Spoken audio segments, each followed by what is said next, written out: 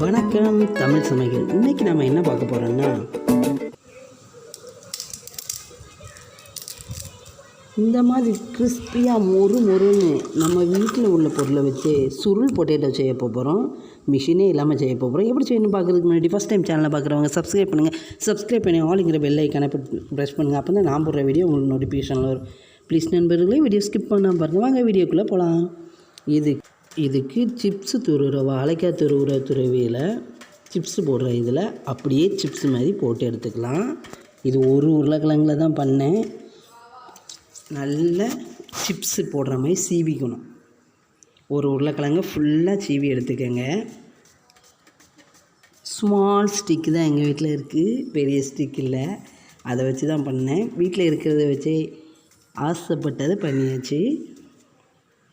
Machine ஒன்றும் இல்லாமல் ஈஸியாக பண்ணிட்டோம். ஒரு உருளைக்கிழங்கு மொத்தமாக சீவி முடிச்சிட்டோம். இப்போ இந்த குச்சி, ஃபுட்டு குச்சி, இதுக்குள்ளே இப்படியே மடக்கி அப்படியே சொருவி விடுங்க. பெரிய குச்சியாக இருந்துச்சுன்னா பெரிய குச்சியில் சொருவிக்கங்க.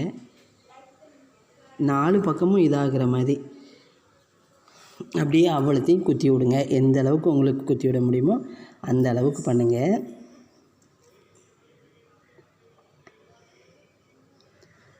ஸ்நாக்ஸ் கேட்டோன்னே இது செஞ்சிடலாம்.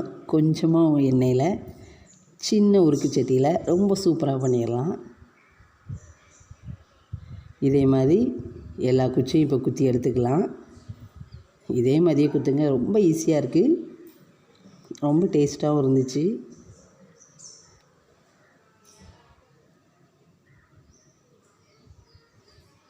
இதே மாதிரி எல்லா குச்சியையும் குத்தி எடுத்துட்டேன்.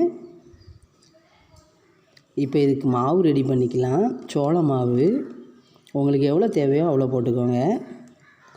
சோள மாவு, கரம் மசாலா ஒரு 1/2 ஸ்பூன் போல் போட்டுக்கோங்க. மஞ்சத்தூள் ஒரு பிஞ்ச் அளவு, உப்பு தேவையான அளவு, வத்தத்தூள் தேவையான அளவு. நான் இதில் கலர் பவுடர்லாம் ஆட் பண்ணலை. தேவையான அளவு தண்ணி ஊற்றி நல்லா கலக்கி எடுத்துக்கோங்க. நல்லா மொறுன்னு செம டேஸ்ட்டாக இருக்கும். இப்போ இதுலேயும் போட்டு முக்கி எடுத்துடலாம். இல்லை ஒரு ஸ்பூனை வச்சு நீங்கள் அப்படியே கோரி ஊற்றினாலும் சரி தான். நான் இதிலே அப்படியே முக்கி எடுத்துட்டேன். சுற்றி முக்கி எடுத்துட்டு காய வச்சுருந்த எண்ணெயில் போட்டு பொரிச்சு எடுத்துட்டேன். நான் சின்ன உருக்கு சட்டியில் தான் பொரித்தேன். முங்குற லெவலுக்கு என்ன வேணும், பெரிய குச்சினா பெரிய உருக்கு சட்டியில் போட்டு பண்ணணும். இது சின்ன உருக்கு சட்டியிலே பண்ணிட்டோம். இன்னொரு இதையும் முக்கி போட்டுடலாம்.